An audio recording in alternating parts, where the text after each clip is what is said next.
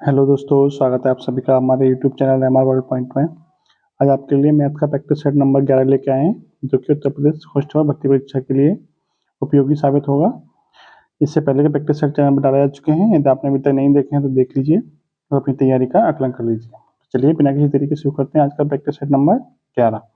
देखिए, ये क्वेश्चन दिया हुआ है कि एक लड़के से किसी संख्या को 53 से गुणा करने के लिए कहा गया, गलती से उसने संख्या को 35 से गुणा कर दिया। इस प्रकार उसका उत्तर सही उत्तर से 1206 कम आया। गुणा की जाने वाली संख्या क्या थी? मान लेते कि संख्या हमारी x थी। जब उसे 53 से गुणा करना था तो 53x आती, लेकिन उसने क्या कर दिया, गुणा कर दिया 36 से, गुणा 35 से गुणा कर दिया, तो हमारे 35x आएगी। तो 53x की जगह आ कितनी रही है? 35x आ रही है, यानी इन दोनों का अंतर कितना हो गया? 18x का। लेकिन आपको दे रखा है कि 18x का अंतर ना हो गया, 1206 का अंतर है। कितने का अंतर है? 1206 का अंतर है। क्वेश्चन में दिया हुआ है 1206, तो 18x बराबर 1206, तो x बराबर कितना आएगा? 1206 बटे में 18, 18 से काटेंगे कितना आएगा ये आपका? 18 108, 12 18 7 26, 67 आएगा, 67। आपका राइट आंसर कितना हो जाएगा? 67। नेक्स्ट क्वेश्चन देखिए, एक व्यक्ति 2 घंटे में धारा के अनुकूल 26 किलोमीटर नाव चला सकता है, किंतु धारा के विपरीत वह केवल 14 किलोमीटर नाव चला सकता है। तो धारा की चाल बताइए। देखिए, मान लीजिए कि नाव की चाल क्या है? नाव की चाल 1 किलोमीटर प्रति घंटा है। तो धारा की चाल क्या है? धारा की चाल है 20 किलोमीटर प्रति घंटा। ठीक है। अनुकूल दिशा में क्या होता है? अनुकूल दिशा में दोनों चालें क्या होती है? जुड़ जाती हैं, और प्रतिकूल दिशा में दोनों चालें घट जाती हैं। यानी अनुकूल दिशा में a प्लस बी हो जाएगी चाल, और प्रतिकूल यानी धारा की विपरीत दिशा में हो जाएगी आपकी a माइनस के बी। इतना तो आपको पता ही होगा। देखिए, अब क्वेश्चन पर आते हैं। एक व्यक्ति 2 घंटे में धारा के अनुरूप 26 किलोमीटर नाव चला सकता है। तो धारा के अनुकूल 26 किलोमीटर नाव चला सकता है, इसका मतलब चाल कितनी हो जाएगी? तो चाल बराबर होता है दूरी बट्टे समय। 26 किलोमीटर 2 घंटे में, तो चाल हो जाएगी, यानी a प्लस बी की वैल्यू हो जाएगी 26 बट्टे 2, यानी कि 13 किलोमीटर प्रति घंटा। और प्रतिकूल कितना चला सकता है?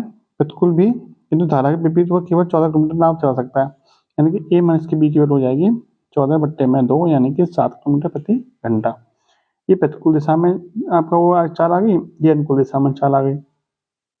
अब आपसे धारा की चाल पूछिए, यानी आपको बी की वैल्यू पूछिए, बी की वैल्यू कितनी आएगी? तो जब भी आपको इस तरह का समीकरण मिले कि a प्लस बी बराबर 13 या a माइनस बी बराबर 7, आपको बी की वैल्यू निकालनी हो तो क्या करना होता है हमें? दोनों का अंतर करके आधा कर दीजिए, यानी बी बराबर हो जाएगा 13 माइनस के 7 बटे में 2, यानी कि 6 बटे 2 बराबर 3। तो बी की वैल्यू आ जाएगी 3 किलोमीटर प्रति घंटा। धारा की चाल कितनी आ जाएगी? 3 किलोमीटर प्रति घंटा। नेक्स्ट क्वेश्चन देखिए, 12 किलोमीटर की दूरी पर खड़े हुए ए तथा बी एक दूसरे को पैदल चलना आरंभ करते हैं तथा 1 घंटा 15 मिनट के पश्चात परस्पर मिलते हैं। यदि ए की चाल 4 किलोमीटर प्रति घंटा है तो बी की चाल क्या होगी? देखिए, समझिए क्वेश्चन को। देखिए, मान लीजिए ये 2 स्थान है आपके, इधर से ए चलता है इधर को, इधर से बी चलता है इधर को। क्लियर? अब ये दोनों के बीच की दूरी कितनी दे रखी है आपको? 12 किलोमीटर दे रखी है। अब ए कितनी चाल से चलता है? ए चलता है 4 किलोमीटर प्रति घंटा की चाल से। आपको बी की चाल पूछिए, तो बी की हम चाल हमने मान ली x किलोमीटर प्रति घंटा। अब इसमें लॉजिक क्या काम करेगा?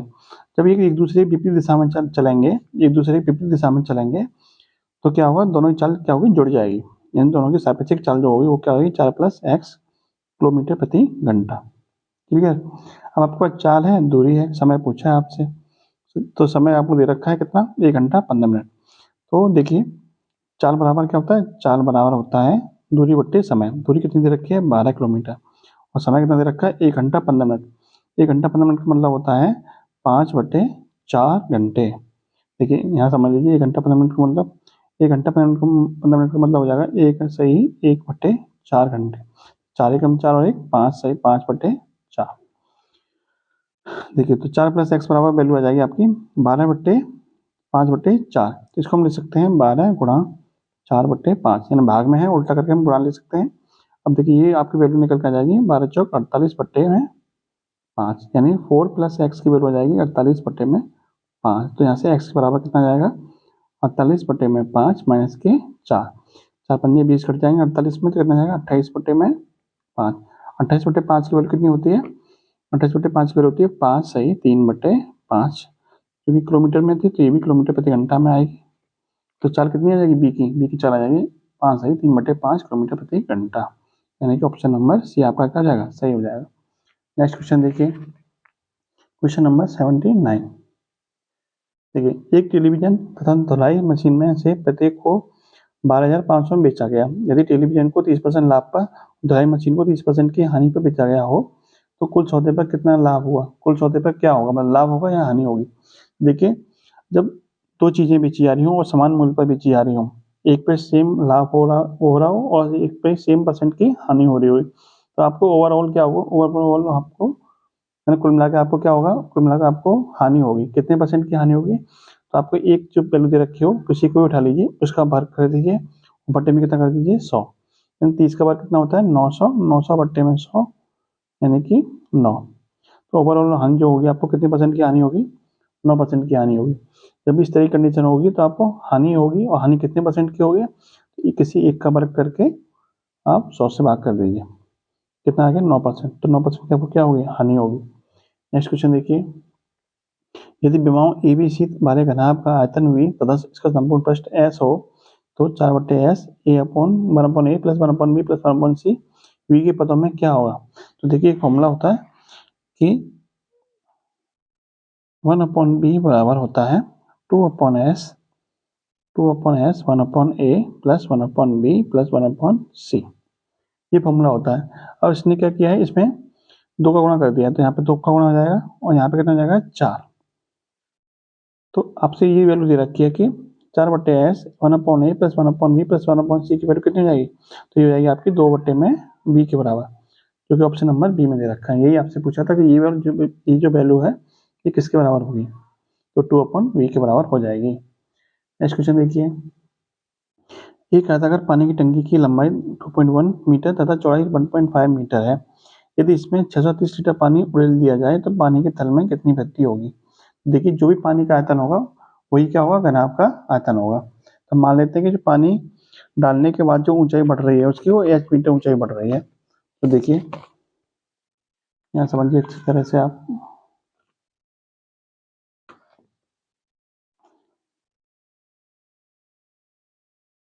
देखिए मान लेते हैं जो पानी डाला गया उसके बाद क्या हुआ है, ऊंचाई जो बढ़ी है पानी की वो h ऊंचाई है। तो पानी का आयतन कितना हो जाएगा, पानी का आयतन हो जाएगा लंबाई गुणा चौड़ाई गुणा ऊंचाई।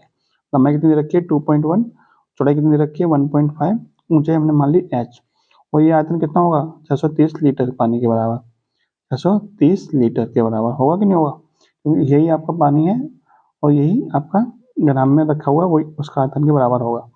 अब देखिए, एक संबंध और होता है कि एक घन मीटर में कितना होता है 1000 लीटर होता है। एक घन मीटर में कितना होता है 1000 लीटर। अब ये आपको वैल्यू दे रखी है लीटर में, और ये सब किस में है मीटर में, तो इसको भी हम मीटर में चेंज कर लें। तो देखिए, एक घन मीटर बराबर होता है 1000 लीटर, तो 1 लीटर बराबर कितना हो जाएगा, 1 लीटर बराबर हो जाएगा 1/1000 घन मीटर। तो इस हिसाब से 2.1 गुणा 1.5 गुणा h बराबर हो जाएगा 630 गुणा 1/1000। अभी किस में चेंज हो गया, मीटर में, घन मीटर। क्लियर। अब देखिए, अब इसको सॉल्व कर लीजिए, h की वैल्यू निकाल लीजिए। देखिए, पॉइंट हटाएंगे तो बटे में 10 आ जाएगा, पॉइंट हटाएंगे बटे में 10 आ जाएगा। एक जीरो से एक जीरो खत्म और 2 जीरो से दोनों जीरो खत्म। अब देखिए, 21 से कटेगा ये 3 बार, तो h बराबर आ जाएगा 3 बटे में, ये वाला 15 बटे में चला जाएगा, तो h बराबर आ जाएगा 0.2 मीटर। आपसे यही पूछा था कि h कितना होगा, यानी पानी डालने के बाद कितना ऊंचाई तक पानी जाएगा। हमने निकाल दिया कि पानी h ऊंचाई तक जाएगा। पानी तल में कितनी वृद्धि हो जाएगी, पानी तल में h ऊंचाई की वृद्धि हो जाएगी, और h की वैल्यू कितनी है 0.2 मीटर, यानी कि ऑप्शन नंबर ये आपका क्या हो जाएगा, सही हो जाएगा। नेक्स्ट क्वेश्चन देखिए आप, यदि एक वर्ग के विकर्ण की लंबाई कितनी है 20 सेंटीमीटर है तो इसका परिमाण बताइए। देखिए, वर्ग का विकर्ण क्या होता है, वर्ग का विकर्ण बराबर होता है भुजा अंडूर 2। भुजा अंडूर 2 क्या होता है, वर्ग का विकर्ण। यहाँ देखिए आप, विकर्ण बराबर होता है आपका भुजा√2, और ये वैल्यू बराबर किसके दे रखी है 20 सेंटीमीटर के। क्लियर। तो यहाँ से भुजा बराबर आ जाएगा 20 बटे में √2, √2 का ऊपर नीचे मल्टीप्लाई कर दीजिए, कितना हो जाएगा, √2 का √2 मल्टीप्लाई करेंगे 2 आ जाएगा, और 20 √2 बटे में 2 या 2 से कट जाएगा ये 10 बार, ये आ जाएगा आपका 10√2, यानी आपकी भुजा कितनी आ गई, भुजा आ गई आपकी 10√2। आपसे पूछा उसका परिमाप क्या होगा, तो परिमाप का फॉर्मूला क्या होता है, 4 गुणा भुजा, 4 गुणा भुजा। तो 4 का गुणा कर दीजिए 10√2 में, कितना आ जाएगा 40√2, यानी आपका राइट आंसर आ जाएगा 40√2, ऑप्शन नंबर ए। नेक्स्ट देखिए, साधारण ब्याज की किसी दर से 2,000 रुपये 5 वर्ष में 2600 हो जाते हैं। यदि ब्याज की दर पहली दर से 3% अधिक हो तो उतने ही समय में उतनी धनराशि कितनी हो जाएगी। देखिए ब्याज की दर 3% अधिक होने से हमें क्या फायदा होगा, 3% अधिक होने से क्या फायदा होगा कि हमें 3% अधिक होने से हमें ब्याज अधिक मिलेगा। कितना अधिक मिलेगा, 3% की वजह से ही हमें अधिक मिलेगा। तो कितना अधिक मिल जाएगा, तो 2,000 रुपये पे 3% की दर से 5 साल का ब्याज कितना अधिक मिल जाएगा हमें। देखिए 60 और 6 पंजे 300, यानी 300 रुपये अधिक मिल जाएंगे। यानी पहले जितना हमें मिल रहा था ब्याज उससे हमें 300 रुपये अधिक मिल जाएंगे। किसकी वजह से मिलेंगे, 3% ब्याज अधिक होने की वजह से। तो पहले हमें कितना मिल रहा था 2600, तो अब कितना मिल जाएगा 300 प्लस 2600, यानी कि 2900 रुपये मिल जाएंगे आपको। ये आपसे पूछा कि अब कितनी, अब धनराशि कितनी हो जाएगी, अब धनराशि कितनी हो जाएगी 2900 धनराशि हो जाएगी। नेक्स्ट देखिए, अपनी सामान्य चाल की 4/5 चाल से चलने पर एक व्यक्ति अपने गंतव्य पर 20 मिनट की देरी से पहुंचता है, तो अपने गंतव्य पर पहुंचने में आमतौर पर कितना समय लेता है। तो देखिए चाल और समय में क्या संबंध होता है, चाल और समय में विपरीत संबंध होता है। तो देखिए पहले चाल क्या थी, पहले चाल 5 थी, इस 4/5 का मतलब क्या है, पहले चाल आपकी 5 थी, अब कितनी हो गई 4। पहले चाल 5 थी, अब चाल हो गई 4, यानी पहले जो चाल का अनुपात था वो 5:4 हो गया। तो समय का अनुपात कितना होगा, समय का अनुपात जो होता है वो चाल का उल्टा होता है, यानी समय का अनुपात हो जाएगा 4:5। इसका मतलब ये हुआ कि पहले यदि आप 5 की चाल से चलते थे तो आपको 4 यूनिट समय लगता था। अब जब आप 4 की चाल से चलते हो तो आपको 5 यूनिट समय लगता है। इसका मतलब अभी आपको समय ज़्यादा लगता है। कितना ज़्यादा लगता है, 1 यूनिट का समय ज़्यादा लग रहा है पहले से। तो 1 यूनिट आपको दे रखा है 20 मिनट के बराबर, क्योंकि पहले से अब समय कितना ज़्यादा लग रहा है, 20 मिनट ज़्यादा लग रहा है। तो 1 यूनिट की वैल्यू होगी आपकी 20 मिनट के बराबर। आपसे पूछा है कि पहले समय कितना लगता था, आमतौर पर कितना समय लेता था पहले। तो देखिए पहले समय कितना लगता था 4 यूनिट, तो 4 यूनिट की वैल्यू कितनी हो जाएगी, 4 यूनिट की वैल्यू हो जाएगी 20 गुणा 4, यानी कि 80 मिनट।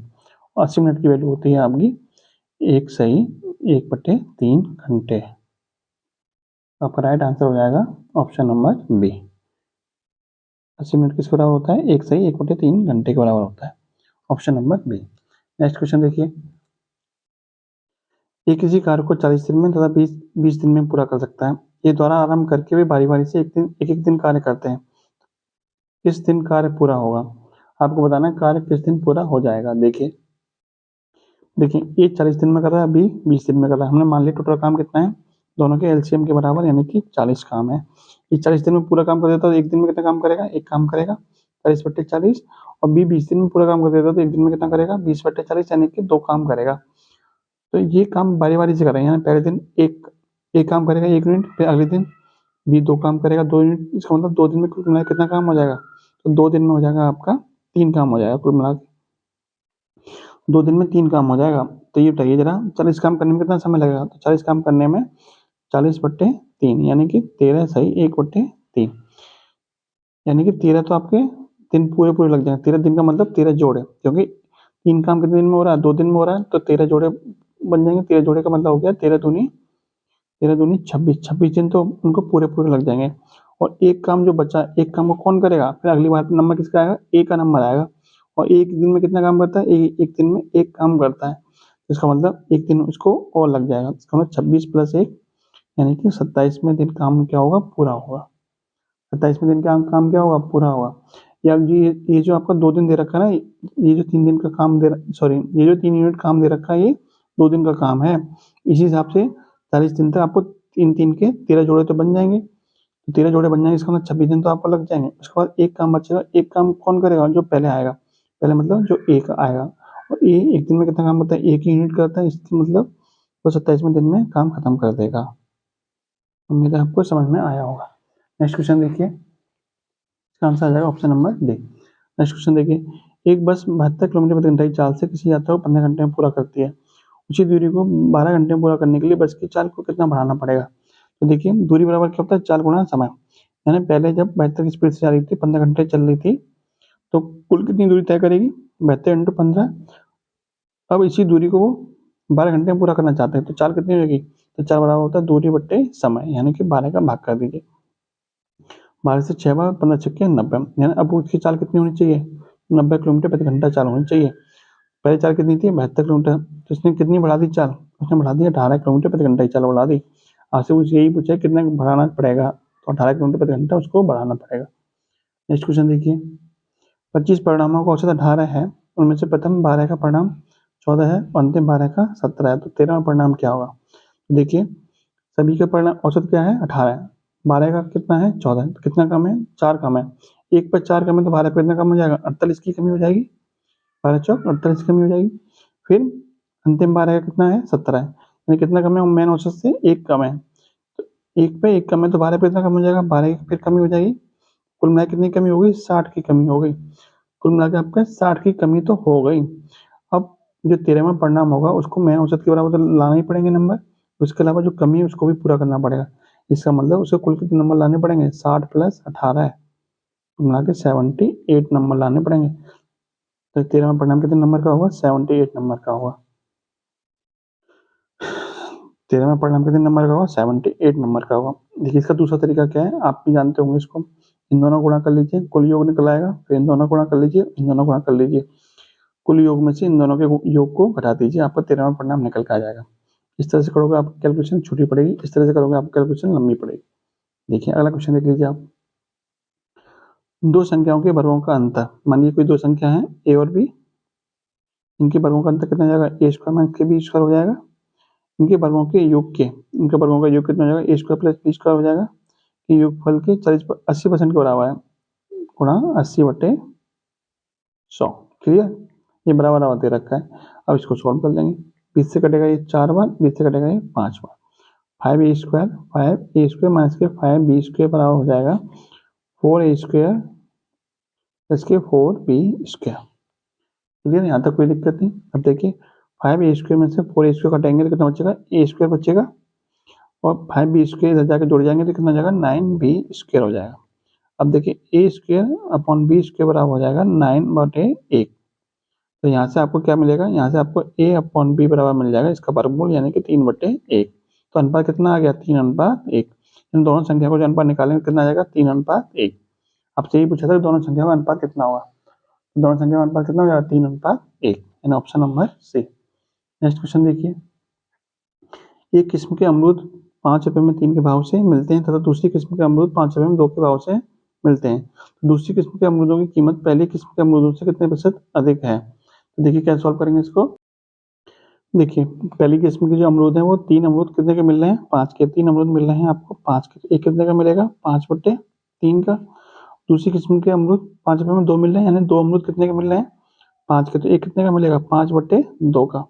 यानी दूसरी किस्म के अमरूद का ये आपका क्रय मूल्य हो गया, पहली किस्म के अमरूद का ये आपका क्रय मूल्य हो गया। अब आपसे पूछा है कि दूसरी किस्म के अमरूद की कीमत पहली किस्म के अमरूद से कितने प्रतिशत अधिक है? तो देखिए अब इसका अंतर निकाल लीजिए, 5/2 माइनस के 5/3। आपसे पूछा पहली किस्म से, 5/3 कहाँ जाएगा? बटे में, और परसेंटेज में पूछा तो गुणा कर देंगे 100 का। अब इसको सॉल्व कर लीजिए। देखिए 5 या 15, 2 पंजे 10, 15 में से 10 के कितने बचे? 5। 5 बट्टे इन दोनों का गुणनफल यानी कि 6। बटे में कितना है? बटे में 5/3 है, तो इसको हम गुणा में ले सकते हैं, तो 3/5, और गुणा में कितना था? 100। इसको सॉल्व कर लीजिए, कितना जाएगा आपका? 5 से 5 खत्म, 3 से 2 और 2 से 50, कितना जाएगा? 50%। राइट आंसर आपका कितना हो जाएगा? 50%, ऑप्शन नंबर सी। नेक्स्ट देखिए, एक फल विक्रेता ने कुछ आम खरीदे जिसमें से 10% खराब निकले, शेष के 40 से 2/3% को उसने बेच दिया। यदि अब उसके पास 192 आम बचे हैं तो उसके द्वारा आरंभ में खरीदे गए आमों की कुल संख्या कितनी है? तो देखिए 40 सही 2/3% की भिन्न क्या होती है? देखिए 40 सही 2/3% को यदि हम भिन्न में चेंज करना चाहें, भिन्न कितनी हो जाएगी इसकी? 40 सही 2/3% की भिन्न हो जाएगी आपकी, ये हो जाएगा आपका 140/300 भिन्न का रूप हो जाएगा ये। इसका मतलब 2 से कटेगा 15 बार, 2 से कटेगा 7 बार, यानी 7/15। भिन्न कितनी आ गई? 7/15 आ गई। और आपका 10% क्या होना है? खराब। 10% की भिन्न क्या होती है? 10% की भिन्न होती है 1/10। अब आपको क्या करना है? अब आपको 10 और 15 का क्या करना है? आपको एलसीएम लेना है। 10 और 15 का एलसीएम कितना हो जाएगा? 150। हमने मान लिया कि 150 जो थे वो टोटल आम थे शुरू में जो आम थे वो 150 थे। इन भिन्नों का एलसीएम ले लिया। तब एलसीएम हमने क्यों लिया? क्योंकि बाद में काट पीट करने में आपको आसानी रहेगी। हमने मान लिया शुरू में जो आम थे, शुरू में जो फल थे वो कितने थे, 150 थे। अब 150 का 10% खराब निकल गया, इसका 150 का 10% मतलब 1/10 खराब निकल गया। 1/10 का मतलब 15 खराब निकल गए। तो अब बच्चे कितने, 150 में 15 घटा दें कितना बचेगा, 135। 135 आम आपके बचे। अब कह रहा है शेष के 40 सही 2/3%, 40 सही 2/3% का मतलब कितना होता है, 7/15। तो उसने बेच दिया, तो उसने बेचे कितने, 135 का 7/15 बेच दिया। 15 से 9 बार और 9 7 63, 63 आम तो उसने बेच दिए। अब कितने बचे, 135 से 63 बेच दिए। अब कितने बचेंगे, 72 आम उसके पास बचेंगे। आपसे बोला कि 72 नहीं बचे हैं, अब उसके पास बचे कितने, 192। इसका मतलब तो यही हुआ ना कि 72 यूनिट की वैल्यू कितनी हो गई, 72 यूनिट की वैल्यू हो गई 192। एक यूनिट की वैल्यू कितनी हो जाएगी, 192/72। आपसे पूछा है कि शुरू में आम कितने थे, तो हमने कुल आम कितने माने थे, 150। 150 यूनिट की वैल्यू कितनी हो जाएगी, गुणा 150 कर देंगे। अब काट पीट कर लीजिए, देखिए 24 तिया 72, 24 अट्ठे 192, 3 से कटेगा 50 बार और 50 अट्ठे 400, यानी शुरू में आम कितने थे, 400 आम थे। राइट आंसर कितना हो जाएगा, option number B. Next question देखिए, एक व्यक्ति अपनी आय का 75% व्यय करता है, उसकी आय में 20% की वृद्धि हो जाती है, तो वह अपने व्यय में भी 10% की वृद्धि कर देता है, उसकी बचत में कितने % की वृद्धि होगी। देखिए कैसे करेंगे इसको सॉल्व। देखिए ये 3 चीजें दे रखे हैं, आय, व्यय और बचत। हमने मान लिया जो व्यक्ति है उसकी कुल आय कितनी थी, 100 थी, जिसमें से 75% वो खर्च कर देता है, यानी 75 रुपये खर्च कर देता है। तो बचेगा कितना, 100 में से 75 खर्च कर दिया तो बचेगा कितना, 25 रुपये बचेंगे, 25 यूनिट आपकी बचेगी। अब कह रहा है कि उसकी आय में 20% की वृद्धि हो जाती है, तो आय 100 थी, 20% की वृद्धि होगी, तब कितनी हो जाएगी आय उसकी, 120 हो जाएगी। 20% बढ़ा देंगे तो, और उसके व्यय में भी 10% की वृद्धि हो जाती है, पहले व्यय 75 था, 10% की वृद्धि हो जाएगी। 75 का 10% कितना होता है, 75 का 10% होता है 75 गुणा 10/100, यानी कि 7.5, 7.5 की वृद्धि हो जाएगी। तो अब कितना हो जाएगा, 82.5। यानी कोई आदमी यदि 120 रुपये कमा रहा है और 82.5 रुपये खर्च कर रहा है, तो इसका मतलब कितना बचा रहा होगा, 120 माइनस के 82.5 यानी कि 37.5। यानी अब उसकी बचत कितनी है, 37.5 रुपये उसकी बचत है। पहले बचत कितनी थी, पहले बचत थी उसकी 25, अब कितनी है 37.5। कितनी की वृद्धि हुई, वृद्धि हुई आपकी 37.5 माइनस के 25 यानी कि 12.5 की वृद्धि हुई। कितने में वृद्धि हुई, 25 पे। परसेंटेज में चाहिए तो गुणा 100 कर दीजिए। 12.5 से कटेगा ये 2 बार और 2 से कटेगा ये 50 बार, यानी कितने % की वृद्धि होगी आपकी, ये होगी आपकी 50% की वृद्धि। यानी ऑप्शन नंबर आपका कौन सा सही हो जाएगा, देखिए ऑप्शन नंबर डी आपका राइट आंसर हो जाएगा। नेक्स्ट क्वेश्चन देखिए, पी तथा क्यू को 2 तत्व दे रखे हैं, पी और क्यू को उनके आयतन के आधार पर 5:8 के अनुपात में अथवा उनके भार के आधार पर 4:5 के अनुपात में मिलाकर एक मिश्रण तैयार किया गया है। समान आयतन रखने वाले पी तथा क्यू के भारों का अनुपात बताइए। देखिए शुरू में जो अनुपात कितना है, 5:8, बाद में कितना हो गया है, 4:5। अब आपसे मिश्रण का अनुपात चाहिए, भारों का अनुपात पूछा है, तो भारों का अनुपात कैसे निकालेंगे, 8 चौक 32 और 5 25, इन दोनों का अनुपात कितना आ जाएगा, 25:32, सॉरी 32:25। यानी ऑप्शन नंबर डी आपका क्या हो जाएगा, राइट आंसर। नेक्स्ट क्वेश्चन देखिए, पी तथा क्यू की आयों का अनुपात दे रखा है 3:4, क्लियर, और उनके व्ययों का अनुपात दे रखा है 2:3, और प्रत्येक की बचत दे रखी है 1200। तो पी की बचत, पी की आय बताइए। तो देखिए ये आपकी आय है, ये आपका व्यय है, तो दोनों का अंतर ही तो, दोनों का अंतर क्या होता है, दोनों का अंतर बचत ही तो होता है। तो 3 में से 2 घटाएंगे कितना बचेगा, 1, और 4 में से 3 घटाएंगे तभी कितना बचेगा, 1। तो 1 क्या है, 1 इनकी बचत ही तो है, ये 4 क्या थी, इनकी आय थी, 3 क्या है, 3 इनका व्यय है। तो आय में से व्यय घटाएंगे कितना बचेगा, बचत ही तो बचेगी, बचत बचेगी। तो बचत कितनी है, 1 यूनिट की, लेकिन एक्चुअल में कितनी है, 1 यूनिट की वैल्यू दे रखी है आपको 1200। 1 यूनिट वैल्यू कितनी दे रखी है, 1200, 1 की दे रखी है 1200। तो आपसे पूछा है कि पी की आय कितनी है, तो पी की आय कितनी है, पी की आय है 3 यूनिट, कितनी है, 3 यूनिट। तो 3 की वैल्यू कितनी हो जाएगी, 3 की वैल्यू हो जाएगी 1200 गुणा 3 यानी कि 3600। यही क्या हो जाएगा आपका right answer, option number C. Next question देखिए, 7/15 और 3/10 का अंतर क्या होगा। तो देखिए 7/15 माइनस के 3/10, इनका अंतर चाहिए, तो इनका अंतर कैसे निकालते हैं। एक तरीका तो ये, इनका एलसीएम ले लीजिए, फिर इससे भाग करके उससे कर लीजिए आंसर। दूसरा तरीका क्या है, देखिए 10 गुणा 7 कितना होता है, 70, 15 तिया 45, बीच में माइनस है तो माइनस कर दीजिए, बटे में इन दोनों का गुणनफल 15 दाई 150, 70 में से 45 के कितने बचेंगे, 25, बटे में 150। 50, 25 से कम 25, 25 छक्के 150 यानी 1/6, यानी 1/6 आपका राइट आंसर हो जाएगा। कैसे करते हैं? 10 सत्ते 70, 15 तिये 45, दोनों का अंतर कितना हो गया? 25, बटे में इन दोनों का गुणनफल कितना हो गया? 150, यानी कि 1/6 आपका राइट आंसर आ जाएगा। ये थी आज की वीडियो आपकी प्रैक्टिस सेट नंबर 11। वीडियो कैसी लगी आप कमेंट बॉक्स में जरूर बताइए। अच्छी लगी हो तो वीडियो को लाइक भी कीजिए और चैनल को अभी तक सब्सक्राइब नहीं किया सब्सक्राइब करिए। जय हिंद, जय भारत।